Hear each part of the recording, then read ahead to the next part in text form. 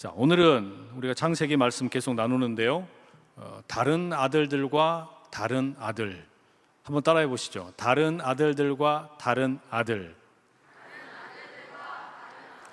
네, 창세기 34장 말씀 가지고 좀 나누려고 하는데요. 저는 개인적으로 성경에 보면 참 그 은혜가 되는 성경 말씀도 있고, 또 한편으로는 도무지 이해가 되지 않는 참 감당하기 어려운 그런 성경의 말씀들도 종종 있는데, 오늘 이야기는 사실 후자에 해당하는 그런 경우입니다. 입에 담기도 버거운 너무 악한 일이 벌어지고, 이 악한 일에 대해서 반응을 하는 것도 더 악하고, 그로 인해서 결국에 남는 것은 완전히 쑥대밭이 되어버린 듯한 그런 어떤 사건의 결과를 오늘 우리가 보게 되는데, 한편으로는 범죄에 대한 이야기가 나오고요, 또 한편으로는 협상에 대한 이야기가 나오고요, 그 다음에는 복수하는 이야기가 나옵니다. 아주 잔인한 이야기들의 연속인데, 과연 이런 사건들 속에서 우리가 찾을 수 있는 하나님의 어떤 뜻이 뭘까? 하나님께서 가지고 계신 어떤 계획이 뭘까? 좀 살펴보려고 합니다. 자, 1절에서 7절까지는 그 범죄에 대한 이야기를 소개해 주고 있는데요, 1절과 2절의 말씀 우리 먼저 한번 같이 읽겠습니다. 시작. 레아가 야곱에게 낳은 딸 디나가 그 땅의 딸들을 보러 나갔더니 히위 족속 중 하몰의 아들 그 땅의 추장 세겜이 그를 보고 끌어들여 강간하여 욕되게 하고. 이 세겜이라는 남자가 야곱의 딸 디나를 길가에서 아마 우연히 만난 것 같아요. 그런데 디나가 꽤 예뻤던 것 같아요. 그런데 어떻게 하냐? 이 여자를 내 것으로 만들겠다, 뭐 이런 아주 삐뚤어진 생각을 가지고 욕보이는 성폭행을 한 거죠. 우리말 성경에, 그러니까 2절의 개역 개정 성경은 이제 강간이라고 이제 번역이 되어 있지만, 본래 이제 히브리어에는 강간이라는 말은 없어요. 그런데 그 뜻이 어떤 의미냐면 여자를 붙잡아서 욕되게 했다, 이제 이런 의미로 쓰여 있습니다. 그러니까 사실상 똑같은 의미가 되겠죠. 근데 이 세겜이라는 남자의 행동이 되게 웃겨요. 지금 이 디나라고 하는 야곱의 딸을 겁탈을 했단 말이에요. 겁탈을 해놓고 난 다음에 어떻게 하느냐? 이 세겜이 디나를 사랑한다라고 말해요. 이 뭔 이런 나쁜 놈 새끼가 다 있나 모르겠어요. 희한한 놈이에요. 아주 이상한 놈인데, 사랑을 그래가지고 어떻게 하냐면 이 세겜이 이 디나를 겁탈을 해놓고 난 다음에 그 다음에 뭐라고 하냐면 내가 너를 사랑해. 이거 어떻게 이해해야 돼요? 정상적이지는 않죠, 그죠? 그리고 나서 뭐라 그러냐? 자기 아버지한테, 세겜이 자기 아버지인 하몰에게 뭐라 그러냐면, 아버지, 나 이 여자랑 결혼하고 싶어요. 결혼시켜주세요. 이러는 거예요. 여러분, 이걸 어떻게 받아들여야 됩니까? 그러면 세겜이라는 이 남자가 야곱의 딸인 디나를 진짜로 사랑하구나, 우리 이렇게 이해해야 될까요? 뭔가 좀 잘못됐죠? 뭐가 잘못됐어요? 만약에 정말로 이 세겜이라는 남자가 디나를 사랑했다면 강간을 하면 안 되잖아요. 겁탈을 하면 안 되는 거잖아요, 그죠? 순서가 뭐가 잘못됐어요. 그런데 이 세겜은 혹시라도 자기가 거절당할 거라고 생각을 한 건지 정확한 이유는 알 수 없지만, 여하튼 어떻게 하는 겁니까? 일단 자기가 원하는 욕심을 챙기고, 그리고 나서 뭐라 그러네요? 뒤늦게 사랑을 고백을 하고 결혼하고 싶다고 이야기를 해요. 여러분, 이게 이제 종종 뭐 이런 경우가 있다고 합니다. 성폭력을 해놓고서 남자가 여자에게 이런 식으로 접근을 하는 경우가 있다고 하는데, 이렇게 되면 가해자가 피해자를 이제 자기 것으로 만들기 위해서 엄청 친절하게 막 굴겠죠. 그러나 자기 자신이 나쁜 사람이 아니라고 이제 믿게 만들려고 하는 건데, 이게 근본적으로 어떻습니까? 뭔가 잘못돼 있고, 그리고 피해자가 자기가 하는 말에 대해서 동의를 해주지 않으면 이제는 피해자를 나쁜 사람으로 만드는 거예요. 이 가해자가 말이죠. 지금 그런 식의 책임을 전가하는 겁니다. 자, 그래서 이 세겜이 자기 아버지 하몰에게 나 이 여자 디나랑 결혼하고 싶어요, 내가 사랑해요, 이렇게 이야기한 건 사실상 보세요, 여러분. 그러면 2절에서는 뭐 한 거냐면 성폭행을 한 거고 3절에서는요 언어로 폭행을 한 거예요. 그죠?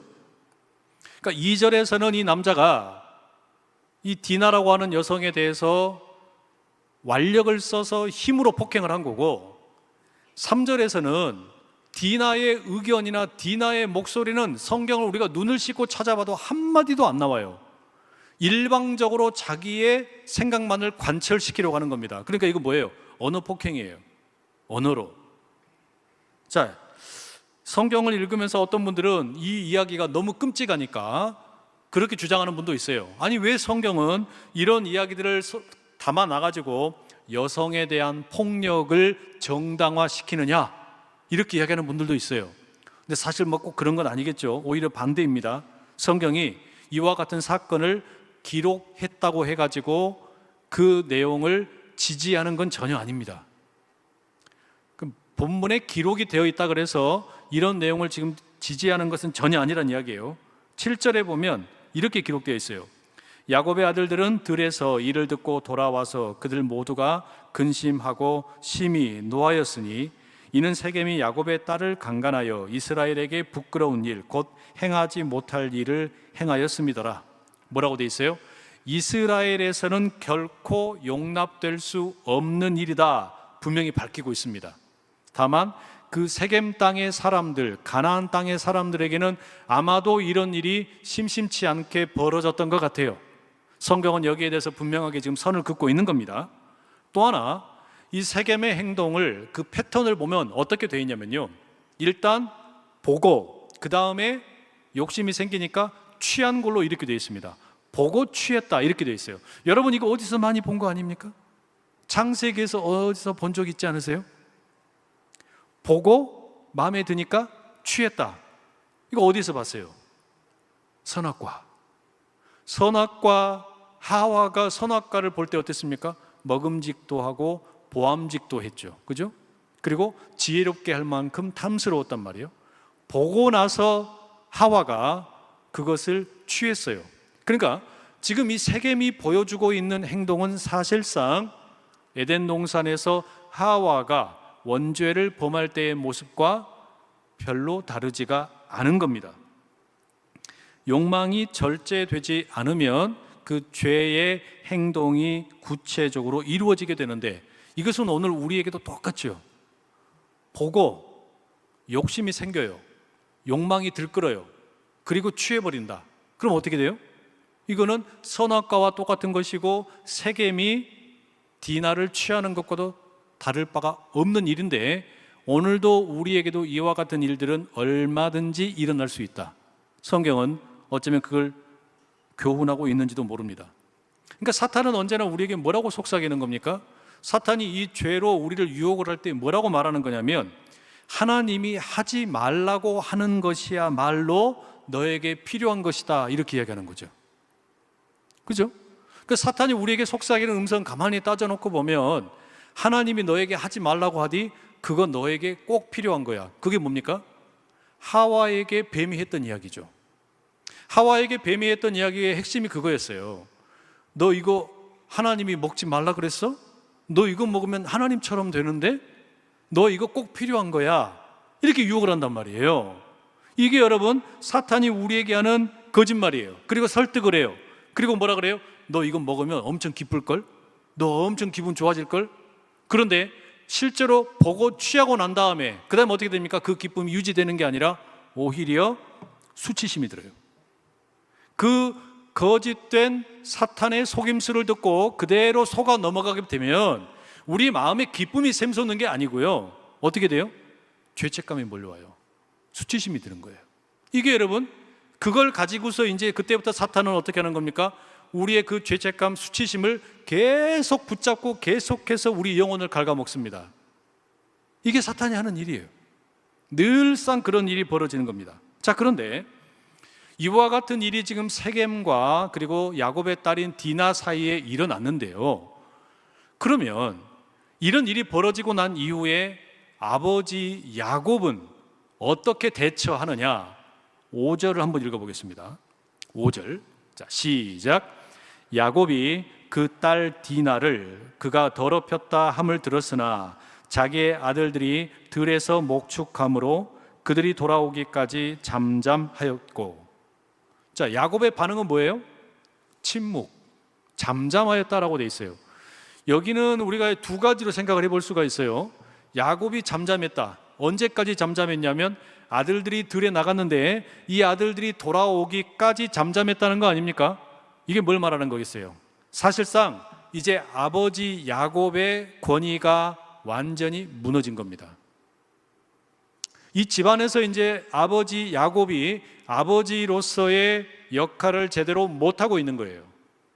그러니까 아버지가 무언가 이제 뜻을 정해서 결정을 할 수 있는 권위를 상실해 버렸어요. 지금까지 있었던 수많은 일들로 인해서 아들들이 아버지의 권위를 무시해 버린 거죠.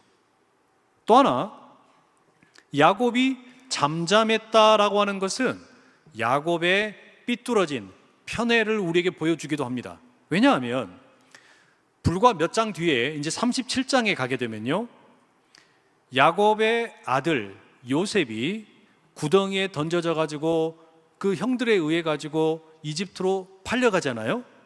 그런데 그때 형들이 와가지고 뭐라고 보고를 합니까?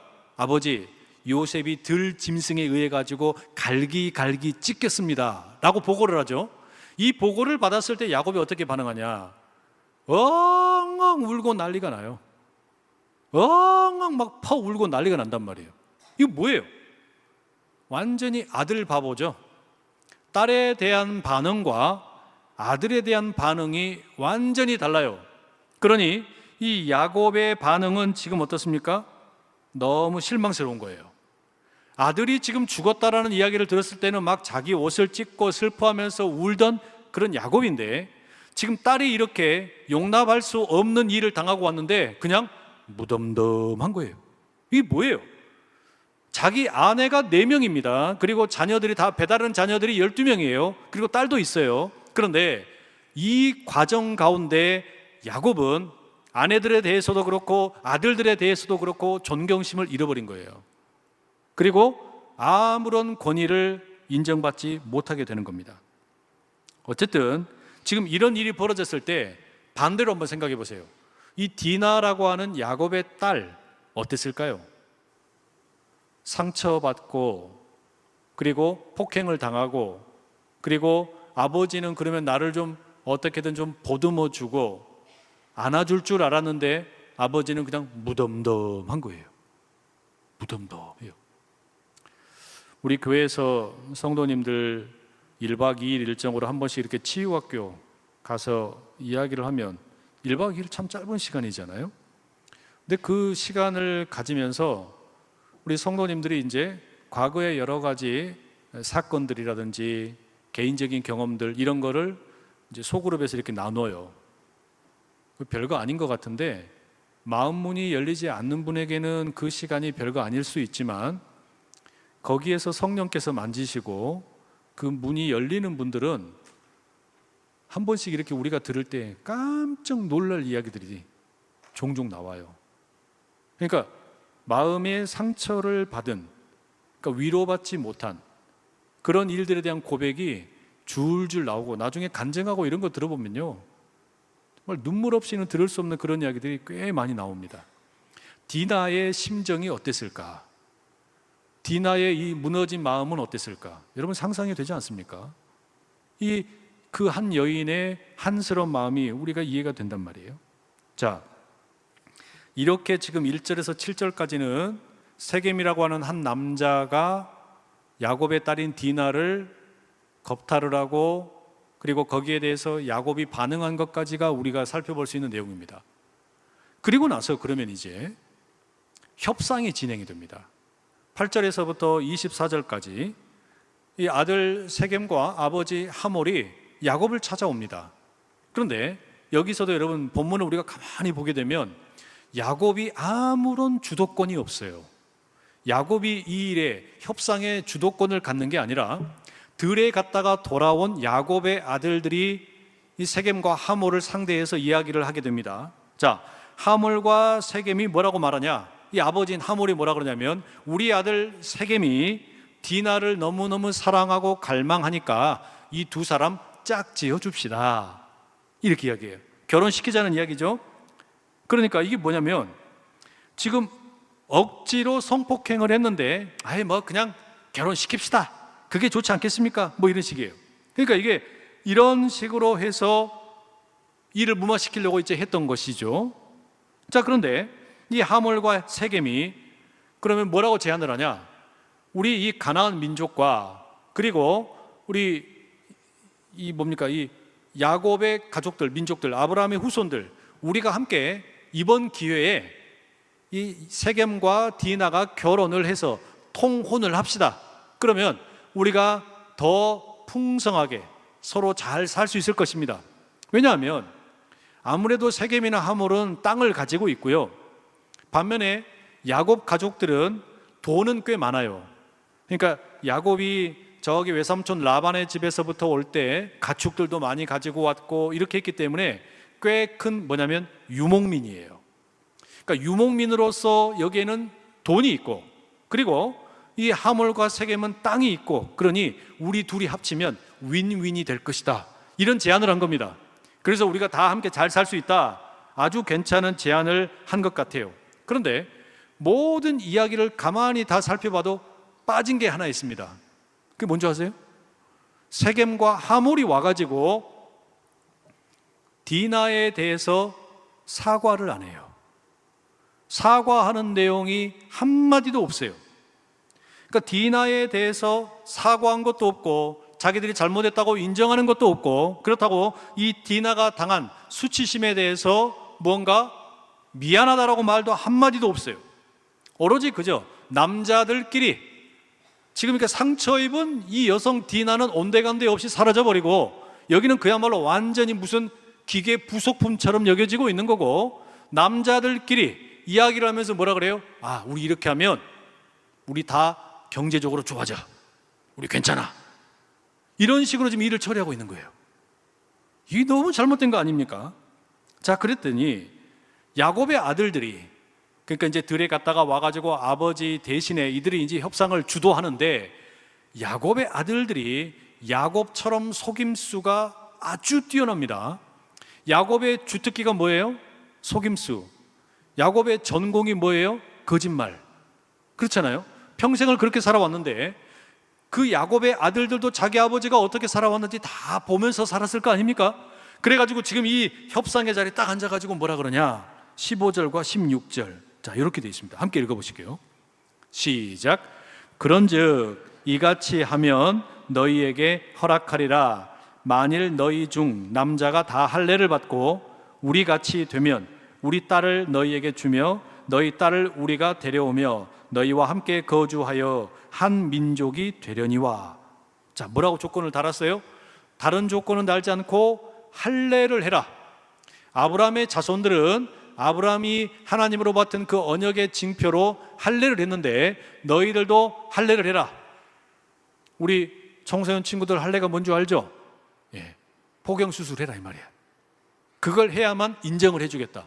지금이야 신태식 장로님 정형외과 가면 예쁘게 잘 해주시지만 이때는 그게 안 되잖아요. 무슨 그런 뭐 위생시설이 있었겠어요? 수술이 있겠어요? 뭐가 있겠어요? 그러니까 이 할례를 하게 되면 엄청 고통스럽고 아플 수밖에 없을 겁니다. 문제는 뭐냐? 이 야곱의 아들들이 하나님께서 주신 언약의 징표인 할례를 복수의 도구로 전락시키는 거예요. 그죠? 이건 아주 심각한 문제입니다. 이걸 오늘 우리식으로 말하자면 어떤 건 줄 아세요? 우리랑 같이 평화롭게 지내고 싶으면 세례를 받아라. 근데 자, 상대방이 세례를 받으러 왔어요. 세례를 받으러 왔는데 이렇게 뿌리는 세례는 안 된다. 잠기는 세례를 해라. 그래가지고 욕조를 하나 큰 걸 준비해놨어요. 자, 들어와라. 그리고서는 세례를 주겠다라고 하면서 익사시켜버리는 것 똑같은 거예요. 무슨 말인지 되세요? 이거 그럼 여러분 이게 얼마나 말도 되지 않는 거짓 속임수입니까? 이 일을 통해 가지고 지금 복수를 꾸미고 있어요. 근데 그 도구가 뭐냐? 하나님께서 주신 너무나 거룩한 할례라고 하는 언약 의식이에요. 여러분, 제가 언젠가 그런 이야기를 들은 적이 있었는데요. 깨끗한 것일수록 부패하면 냄새가 많이 난다. 깨끗한 것일수록. 예를 들어서 우유 가만히 놔두면 너무 이쁘잖아요. 색깔도 이쁘고. 근데 우유가 썩으면 어떻게 돼요? 냄새가 아주 지독합니다. 하물며 하나님께서 우리를 거룩하게 구별하시기 위해서 만들어 놓은 할례라고 하는 의식이었는데, 이 의식을 복수의 도구로 사용을 하게 되면 어떻게 돼요? 이 도구 자체가 얼마나 썩은 내가 진동하겠어요. 그죠? 이건 지금 세겜과 하몰이 저지른 죄도 어마어마하지만, 여기에 대해서 지금 야곱의 아들들이 계획하고 있는 일도 이미 상당한 수준의 더러움으로 나타납니다. 자, 그래서 하몰과 세겔은 속습니다. 속았어요. 야곱의 아들들에게 속아가지고 18절에서 24절에 보면 자기 동네에 가가지고 성에서 그 모든 남자들에게 뭐라 그러냐면, 야, 옳거니 잘 됐다. 야곱의 집안 식구들이랑 이제 우리 아주 사이좋게 지내기로 했으니까 우리 남자들 다 할례 받자. 우리 포경수술하자. 그러면 우리 다 좋아진다. 이렇게 이야기했단 말이에요. 그런데 여기서도요, 이 세겜과 하몰이 자기 동네 사람들에게 이야기할 때 세겜이 무슨 죄를 저질렀는지에 대해서는 한마디도 안 합니다. 한마디도 안 해요. 자, 그럼 여러분, 이게 지금 무슨 일이 벌어지는지 보세요. 야곱의 아들들이 세겜과 하몰을 지금 속였거든요. 그랬더니 세겜과 하몰은 자기 동네 남자들을 속인 거예요. 자기 아들이 범죄한 거에 대해서는 숨기고 오로지 우리가 통혼을 하게 되면 우리 부자 될 거다, 요 이야기로 속인 겁니다. 결국에 속이고 속이는 일이 벌어지고 있는 거죠. 야곱의 아들들은 하몰과 세겜을 속이고, 하몰과 세겜은 자기 백성들을 속이고 있는 겁니다. 이렇게 일이 진행이 되면서 이게 문제가 해결이 되는 게 아니라 어때요? 이제는 더 심각해집니다. 범죄가 있었고 협상이 있었고 이제 야곱의 아들들의 복수가 펼쳐집니다. 그 내용 25절 우리 같이 한번 읽어볼게요. 함께 읽습니다. 시작. 제3일에 아직 그들이 아파할 때에 야곱의 두 아들 디나의 오라버니 시므온과 레위가 각기 칼을 가지고 가서 몰래 그 성읍을 기습하여 그 모든 남자를 죽이고, 일이 더 악해지고 말았죠. 점점 악한 방향으로 치닫고 있습니다. 디나의 오라버니가 여럿 있는데 그 중에 시므온과 레위, 이들은 아마 이제 같은 엄마의 핏줄이기 때문에 이 디나에 대한 애정이 조금 더 남달랐나 봐요. 이들이 어떻게 하냐? 성에 들어갑니다. 그 세겜성에 가가지고 남자들이 다 할례를 하고 제일 아플 때, 3일쯤 되었을 때, 고통이 극심할 때 가가지고 힘을 못 쓰는 그 사람들을 다 무자비하게 죽여버리게 됩니다. 처음에는요, 성폭행이었어요. 그 다음에는 거짓말, 속임수였어요. 그 다음에는 살인에 이르는 이 범죄로 펼쳐지게 되는 겁니다. 자, 창세기 말씀에서 굳이 이 두 사람의 이름을 왜 언급하는 걸까? 시므온과 레위, 시므온과 레위는 그 아들들의 순서로 보면 르우벤, 시므온, 레위, 유다, 이 순서로 내려오죠. 이 아들들을 이렇게 언급을 하는 것은요, 사실상 이스라엘의 앞으로 왕권이 어느 지파를 통해서 흘러가게 될 것이냐라고 할 때 시므온과 레위는 자격을 상실했다, 이걸 알려주기 위한 겁니다. 35장에 가게 되면 르우벤이 자기의 아버지 야곱의 아내 중에 한 명인 빌하와 간통을 범합니다. 이로 인해 가지고 르우벤도 자격을 박탈당해요. 그러면 순서대로 보면 르우벤, 시므온, 레위가 다 어떻게 돼요? 자격을 박탈당해요. 그리고 이제 누가 그러면은 장자의 역할을 맡게 되냐? 그게 유다예요. 그래서 메시아의 계보가 이스라엘의 12아들들 가운데 유다의 지파를 통해서 내려오게 되는 겁니다. 그래서 이 창세기의 말씀은 바로 그것을 은연중에 흘려보내고 있는 거예요. 시므온과 레위가 자격을 상실했다. 르우벤도 이제 상실하게 된다. 그리고 예수 그리스도의 계보가 유다를 통해서 펼쳐지게 될 것이다. 이걸 우리에게 일러주고 있는 건데, 문제는 이 시므온과 레위가 살인죄를 저질렀잖아요. 근데 이걸로 끝나는 게 아니라 이어지는 내용에 보면 어떻습니까? 아들들이요, 합류를 해가지고 그 성을 완전히 약탈을 합니다. 그러니까 살인죄를 저지른 시므온과 레위가 있는데 이 범죄가 전염성이 있어요.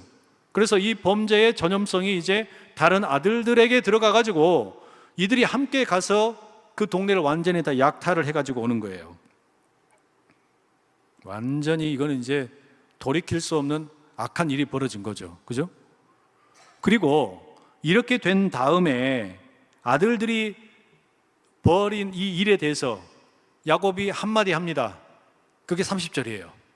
함께 읽어볼까요? 자, 30절 읽겠습니다. 시작. 야곱이 시몬과 레위에게 이르되 너희가 내게 화를 끼쳐 나로 하여금 이 땅의 주민 곧 가나안 족속과 브리스 족속에게 악취를 내게 하였도다. 나는 수가 적은즉 그들이 모여 나를 치고 나를 죽이리니 그러면 나와 내 집이 멸망하리라. 여러분, 이 야곱이라고 하는 아버지의 이 응답 어떻습니까?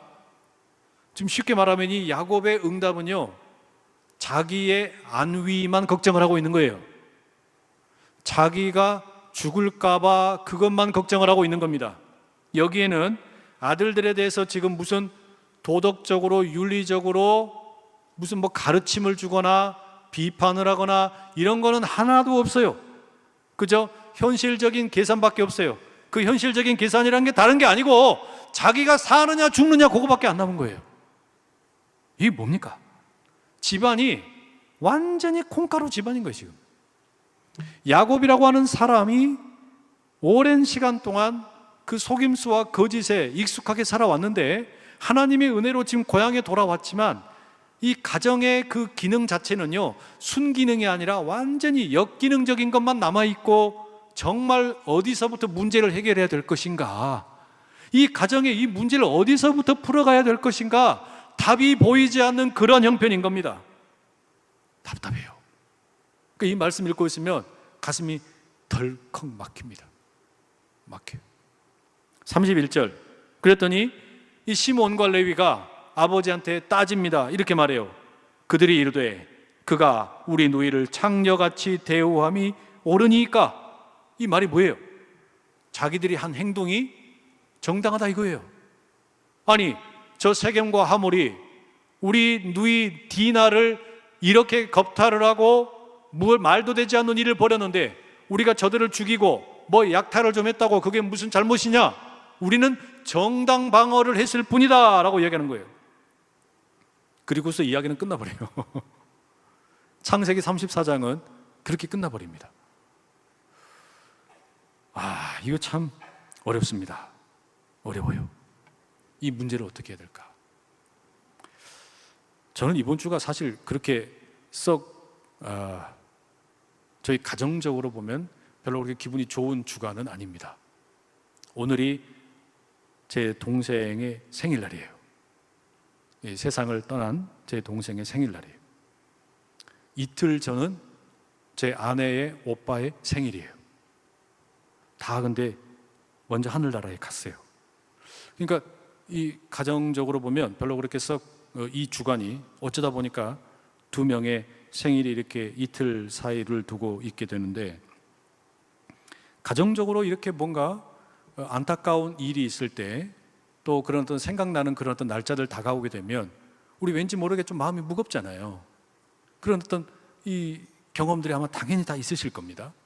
그런데 지금 그냥 단지 이렇게 우리에게 상실감을 느끼게 하는 그런 경험이 아니라 이 정도로 가정이 망가져 있는 상태라면 이거 어떻게 될까? 이거 도대체 어디에서부터 풀어야 될까? 야곱을 기점으로 해서 그 12 아들들, 그리고 이제는 그 주변에 있는 나라들과의 관계까지, 민족들과의 관계까지 얽힐 대로 얽혀버린 분노와 또 복수와 원수 갚음, 이런 일들이 점철되어 있는 이런 상황, 도대체 이걸 어떻게 풀 수 있을까? 여러분, 혹시 여러분의 마음도 그렇지 않으십니까?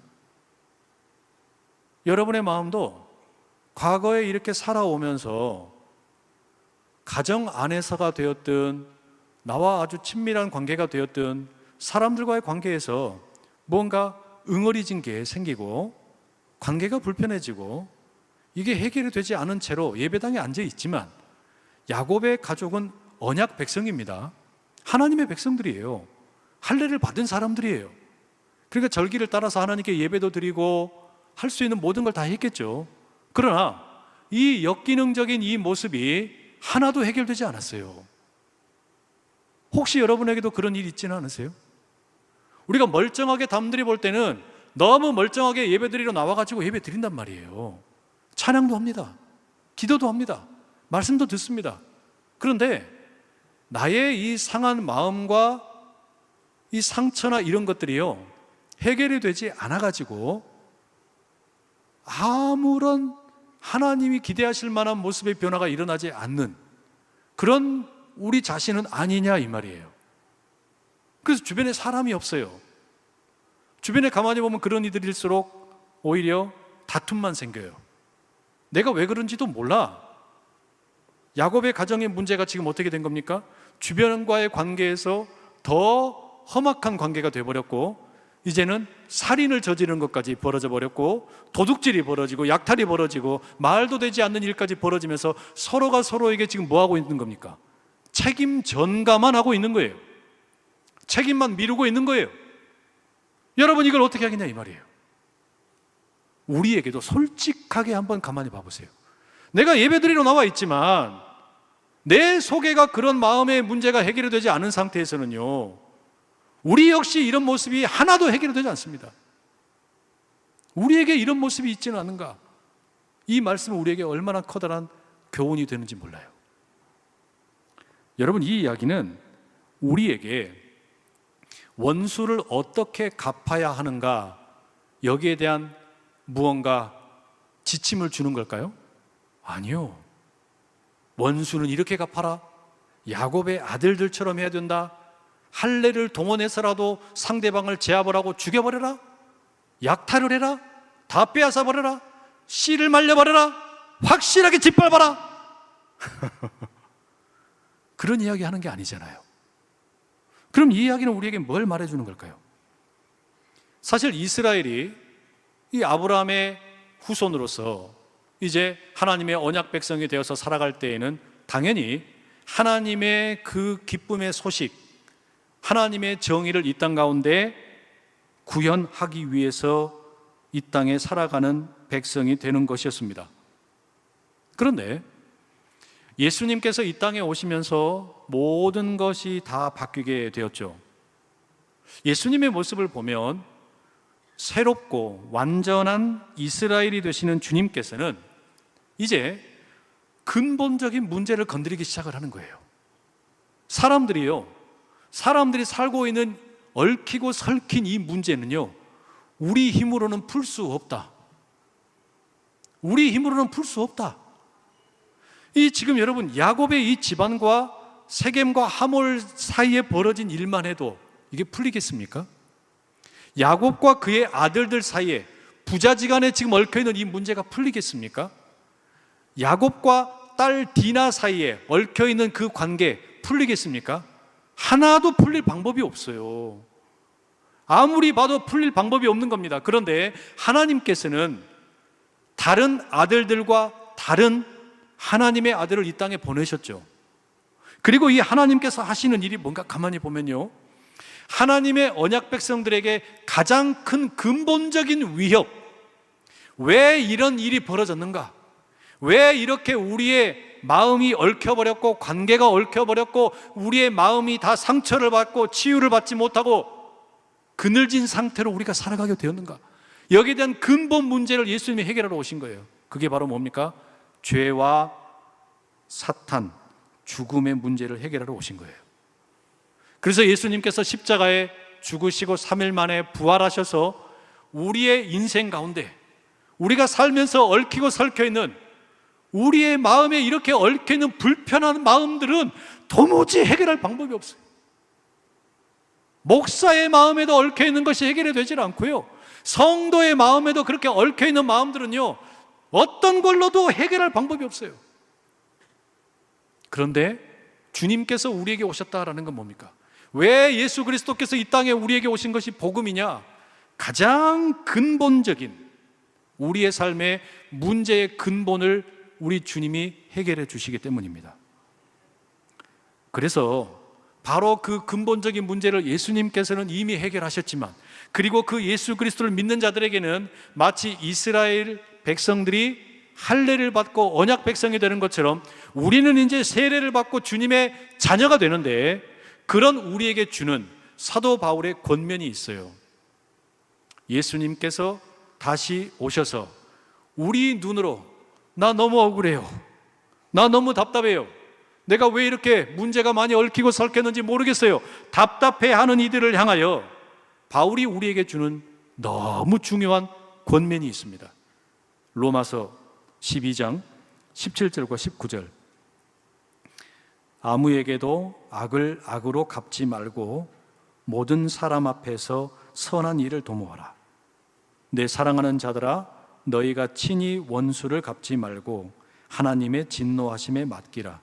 기록되었으되 원수 갚는 것이 내게 있으니 내가 갚으리라고 주께서 말씀하시니라.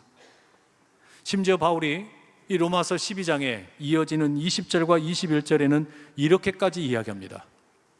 네 원수가 줄이거든 먹이고 목마르거든 마시게 하라. 그리함으로 네가 숯불을 그 머리에 쌓아 놓으리라. 악에게 지지 말고 선으로 악을 이기라. 바울이 우리에게 주는 권면이에요.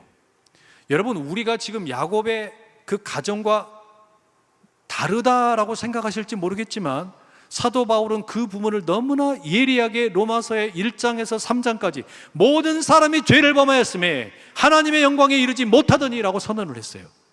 그 말인즉슨 우리의 마음의 상태가 야곱과 그의 아들들과 또 디나와 다르지 않다는 이야기예요. 우리의 모습이 그 경중의 차이는 있을지 모르지만, 살인죄를 저지르고 심지어는 가장 거룩한 할례를 속여서 상대방을 제압하고 약탈하는 그런 야곱의 아들들, 그리고 상처받았는데 단 한마디의 말도 못하고 피해자가 되어서 숨도 쉬지 못하는 디나의 모습, 이와 전혀 다르지 않다라는 거예요. 그러니 어떻습니까? 사람들의 마음에 당연히 드는 생각이 어떻게 원수 갚을까요? 어떻게 보복할까요? 나 예수 믿지만 내 마음에 안 드는 사람 짓밟아 버리고 싶어, 때려버리고 싶어, 저 사람 아무 말도 못하게 내가 힘으로 제압해 버리고 싶어, 이런 생각이 든단 말이에요. 그런데 사도 바울이 우리에게 들려주는 이야기가 뭐라고 말합니까?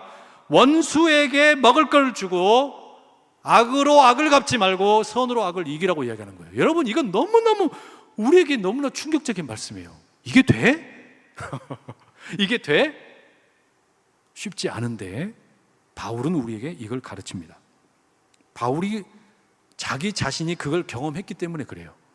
바울은 유대교의 혈안이 되어서 살아가는 사람이었고, 자신이 믿는 유대 율법을 지키는 것이야말로 구원에 이르는 길이라고 믿던 사람이었는데, 폭주 기관차처럼 나는 이것을 지켜야 된다, 나는 이걸 반드시 지켜야 된다, 우리 조상들의 이 전통, 이것이 가장 확고부동한 것이기 때문에, 이 진리이기 때문에 이걸 떠나는 어떤 것도 나는 용납할 수 없다, 닫힌 마음을 가지고 예수 그리스도를 따르는 뭐랄까요, 이 어떤 그룹들이 나타나서 율법의 체계를 무너뜨린다, 유대교를 위협한다라고 생각을 하니까 대제사장의 공문을 가지고 다니면서 그런 사람들을 잡아다가 족치고 감옥에 가두고 핍박을 하던 게 바로 바울이었잖아요. 그런 그가 다마스커스에 가는 길에 빛으로 임하신 주님을 만나고 보니까 눈이 멀어져서 3일 동안 눈을 뜨지도 못하다가 아나니아를 통해서 눈을 뜨면서 그가 변화를 겪는 거 아닙니까? 그 3일 동안에 그가 겪은 게 뭐겠어요? 영적으로 내가 너무나 무지몽매했구나, 내가 눈이 멀었구나. 그 주님이 찾아오셔서 빛이 되신 주님께서 바울의 눈을 뜨게 해주셨잖아요. 그 바울이 경험한 게 뭐였을까요? 내가 이게 너무나 확고부동하다고, 절대 틀리지 않다라고 생각했던 것이 틀렸다, 그걸 깨달은 거잖아요. 그리고 나서부터 바울이 가지고 있던 모든 신학 체계가 뒤집어져 버렸어요. 완전히 뒤집어져 버린 거예요. 그리고 바울이 로마서를 통해서 우리가 이 성경을 붙들고 신학을 가지고서 신앙생활하는 가운데 가장 중요한 책 중에 하나인 로마서를 쓰는 거예요. 로마서를 쓰면서 그러니까 이야기하는 거예요. 모든 사람이 죄를 범했다. 너나 나나 우리 모두가 다 야곱의 모습과 다를 바가 없다라는 선언입니다. 우리가 어떻게 하면 좋겠냐? 마음에 내키는 대로 복수할까? 하나님의 언약의 백성인 야곱의 집안들, 그들이 똑같이 그렇게 했는데 우리도 그렇게 할까? 안 된다 이거예요. 안 된다. 그래서는 안 된다. 교회에서도 마찬가지인 거예요. 여러분, 여기 있는 분들 대부분 다 세례 받으셨잖아요. 세례 받아도 야곱의 아들들처럼 하는 거 얼마든지 할 수 있어요. 은연중에 우리가 그렇게 할 수 있어요. 군대식으로 우리가 할 수 있어요. 상대방을 어떻게든 짓눌러서라도 내가 어떻게 지배해보고 싶은 그런 마음들이 들끓고 있단 말이에요. 야곱의 아들들이 보여준 게 결코 우리와 다르지가 않습니다. 정의로운 것처럼 보여요. 왜? 딸 디나를 이렇게 겁탈을 했는데 이걸 눈 감으면 됩니까? 안 되잖아요. 복수해야지, 그 생각이 들잖아요. 그런데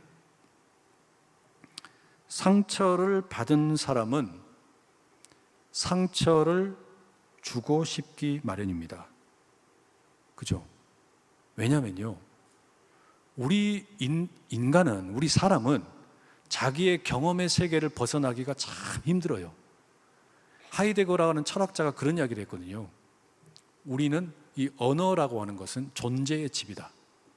근데 우리가 받는 언어가, 내 존재가 받는 언어가 계속 그런 속임수와 거짓과 비판된 언어들 속에 잠겨 있으면요, 나에게서 나오는 게 뭐밖에 안 나오겠어요? 가시돋친 말밖에 안 나와요. 그러면 상처를 받은 사람에게서 나올 수 있는 게 뭐밖에 없겠어요? 상처밖에 없어요. 거기서 선한 게 어떻게 나오겠습니까? 아무리 정의로운 것 같아도, 아무리 바른 것 같아도 야곱의 아들들의 모습과 다를 바가 전혀 없단 말이에요. 우리에게 필요한 것은요, 감정을 억누르는 것만 해서도 안 됩니다. 디나, 이 딸 디나는 어땠을까요? 감정을 지금 표현이나 한번 해봤겠습니까? 아무 말도 없어요. 침묵하고 있는 소수예요. 오빠들이 일을 해결하는 것 같은데 그 폭력이 벌어지고 이렇게 됐을 때 침묵하고 있는, 장면 속에 등장하지 않는 이 디나는 뭐 하고 있는 걸까요? 죽어 있는 영혼이에요. 그 영혼은 도대체 무슨 죄가 있습니까? 결국에 여러분, 우리에게 필요한 건 뭐냐면요, 나의 감정이 치유가 되어야 돼요. 치유되지 않은 감정은 나를 괴물로 만듭니다. 내 속에 있는 상한 감정이 치유가 되지 않으면 목사가 되든 장로가 되든 안수집사가 되든 권사가 되든 평생을 신앙생활을 했든 그것과 상관없이 내가 괴물이 되기 쉬워요. 상처 입은 감정이 치유되지 않으면 나는 괴물이 되기 쉽다. 이걸 우리가 잊어버리면 안 돼요. 무심코 뱉은 말 한마디가 상대방의 가슴에 비수가 되는 겁니다. 그래서 여러분, 신앙생활하면서 성도들이 갑자기 교회를 떠나는 경우 있잖아요. 그 대부분 다 뭐 때문인 줄 아세요? 가시돋친 말 때문이에요. 말 한마디. 근데 그 말 한마디가 나는 정의롭게 이야기했어, 나는 바르게 이야기했어. 근데 그 속에 뭐가 있어요? 가시가 있어요. 그리고 그 가시가 상대방을 죽여요. 그게 돌고 돌고 돌면 어떻게 될까요? 처음에는 작은 가시 하나 있는데 나중에는 이게 핵폭탄이 되는 겁니다. 핵폭탄이 돼요. 따라서 우리가 기억해야 되는 건 뭐냐면, 하나님께서 이와 같은 죽음의 악순환, 죄의 악순환을 끊으시고 예수 그리스도를 통해서 단번에 그 화목 제물이 되셔서 십자가에 죽으셔서 우리 가운데 선물하신 이 자비와 은혜와 사랑, 우리는 이걸 계속해서 묵상을 하지 않을 수가 없어요. 하나님께서 우리를 얼마나 불쌍히 여기셨는가. 죄에 오염되고 수치심과 또 그 악한 영향 속에서 살아가고 있는 우리를 너무 불쌍히 여기셔서 심판의 자리에서 은혜로 이끄신 그 주님을 닮아가려고 애를 쓰는 수밖에 없어요. 성령의 충만함을 입는 게 그거 아닙니까? 성령의 충만함이라고 하는 게 다른 게 아니잖아요. 성령의 열매를 맺는다는 게 다른 게 아니에요. 여러분, 성령이 충만한데 상대방을 향해서 막 거칠게 악하게 내 주장만 내세우는 건 그거는 아무리 생각해봐도 성령의 열매가 아니에요. 성령의 역사가 아니에요. 나만 옳다, 나만 맞다, 그런 경우는 100% 틀리다. 거의 100% 틀리다. 그래서 여러분, 상처받았을 때 축복할 수 있는 용기, 모욕 당했을 때 상대방을 위하여 기도할 수 있는 용기, 죄의 희생자가 되었을 때 용서할 수 있는 용기, 너무 어려워요. 그러나 내가 용서를 안 하면 내가 괴물이 되니까, 내가 용서를 안 하면 내 인생이 피폐해지고 괴물이 되니까. 팀 켈러 목사님이 용서에 대한 책에서 그런 이야기 했습니다. 분노를 용서로 다루지 않으면 그 분노는 당신을 망령으로 만들 것이다. 과거에 사로잡혀 떠도는 영혼으로 자신을 잃어버리게 될 거다. 우리 안에 있는 이 분노, 교묘하게 포장되어 있는 분노들이 있어요. 이 분노를 용서로 다루지를 않으면 내 자신이 그 분노에 의해 가지고 마치 홀령처럼, 귀신처럼 떠돌게 될 거란 이야기예요. 그래서 여러분, 이 성경의 말씀은 저는 읽을수록, 그래서 이 성경의 말씀은 참 어둡다, 너무 어둡다. 그런데 그렇기 때문에 이 다음에 이제 37장부터 누가 나옵니까? 창세기를 자세히 읽어보신 분들은 알 거예요. 요셉이 나와요. 요셉의 이야기를 우리가 주목하는 건 뭐냐면, 요셉이 다른 아들들과 다르게 행동하는 겁니다. 이게 변화의 시점입니다. 12아들들이 보여주었던 모습, 디나의 폭행 사건과 함께 시므온과 레위, 그리고 후에 르우벤까지, 그리고 나중에 요셉이 자기가 편애를 당했지만 그 형들에 의해 가지고, 아버지는 나를 사랑해 주셨지만 형들이 나를 미워해서 팔리게 되었을 때, 자기가 이집트에 끌려가게 되었을 때, 그때 요셉은 다른 방식으로 반응을 했다는 이야기예요. 이게 성경이 하고 싶은 이야기예요. 성경이 궁극적으로 하고 싶은 이야기는 이겁니다.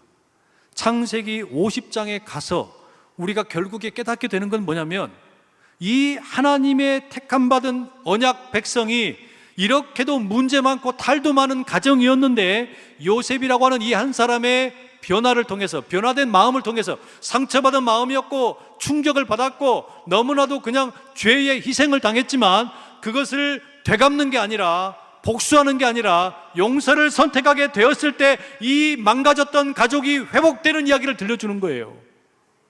그게 여러분, 우리가 읽어가게 되는 창세기의 이야기인 겁니다. 그래서 요셉은 형들이 보여줬던 모습과 다르게 복수 대신에 용서를 선택하고 가족을 구원하고 회복하는 일을 하게 되는 겁니다. 누군가 한 사람이 그 길을 가야 되는 거예요. 누군가 한 사람이 그 길을 가지 않으면 절대로 가정이 변화될 수가 없고, 교회도 변화될 수가 없고, 공동체도 변화될 수가 없는 거예요. 그렇잖아요.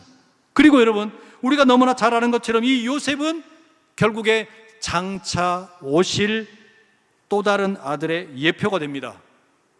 야곱의 자손들이나 이스라엘 백성들이나 이 온 세상이 불의로 가득하고 죄로 가득하고 복수심이 가득한 세상 가운데 다른 아들들과 다른 하나님의 아들이 이 땅에 오시는 겁니다. 용서를 이야기하시는 분이 오시는 거예요. 예수 그리스도. 요셉과 같은 분이 오시는 겁니다. 형제들과 다른 형태로 오시는 거예요. 형제들의 모습을 다 끌어안으시고 그들을 구원하시기 위해서 죽으러 오신 거예요. 그래서 예수님은 폭력이 아니라 용서를 말씀하셨고, 복수가 아니라 평화를 말씀하셨고, 속임수와 거짓을 말씀하는 게 아니라 그래서 진리를 말씀하셨고, 죄가 아니라 의로움에 대해서 이야기하신 겁니다. 그래서 예수님 스스로를 뭐라고 말씀하실까요? 내가 곧 길이요 진리요 생명이라고 말씀하신 거예요.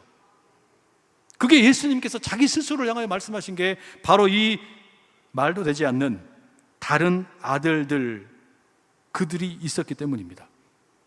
우리는 바로 그 하나님의 아들 예수 그리스도를 믿는 백성들인 줄로 믿습니다.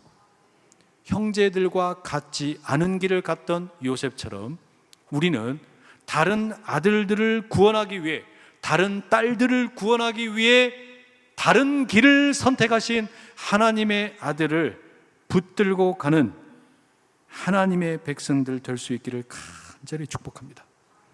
그 한 사람이 필요해요. 어디나 그 한 사람이 필요해요. 그 한 사람이 결국에 그가 머물고 있는 공동체를 변화시킬 겁니다. 함께 기도하겠습니다. 하나님 아버지, 오늘 우리에게 야곱의 가정에 일어난 비극적인 사건과 아픔과 상처, 그리고 그 속에서 일어난 너무나도 지저분한 냄새나는 이야기들, 하지만 돌이켜 생각하면 그래서 예수님이 필요했구나, 그래서 나에게 예수님이 필요하구나 깨닫게 하시며 감사합니다. 우리를 주님의 십자가와 부활의 복음의 현장으로 인도하여 주시옵소서. 그 변화를 일으킬 수 있는 한 사람 되게 하여 주시옵소서. 예수님의 이름으로 기도합니다. 아멘.